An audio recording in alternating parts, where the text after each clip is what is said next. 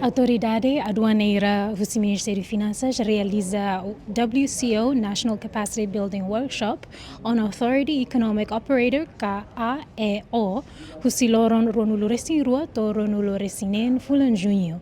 E retan suporta no ajuda a implementa Husi Japan Customs, Embaixada Japão e Timor-Leste, nomos WCO ASEAN Pacific e organiza Husi Governo Timor-Leste, Ministério de Finanças no Alfândega. E formação ne organiza muito com World Customs Organization, o objetivo é atuar conhecimento na capacidade funcionário aduaneira, no parte interessada com a implementação do programa AEO.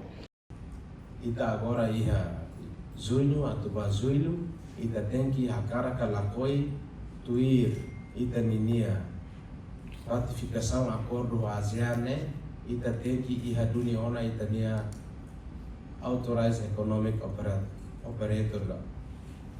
Operador econômico autorizado e a nação. SEMA tem que for, Alfândega tem que for.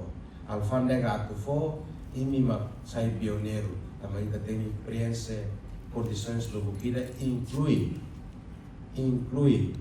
halo nini critérios e gratuito no contexto de legislação para depois também realiza e durante o Loron Lima Nhalaram, participantes se faz experiência no discutir padrão internacional nebe destina a atuamento em segurança e a cadeia fornecimento, aumenta a eficiência, serviço aduaneira, não facilita comércio legítimo. E a tempo, tina irane atu estabelece a Authorized Economic Operator.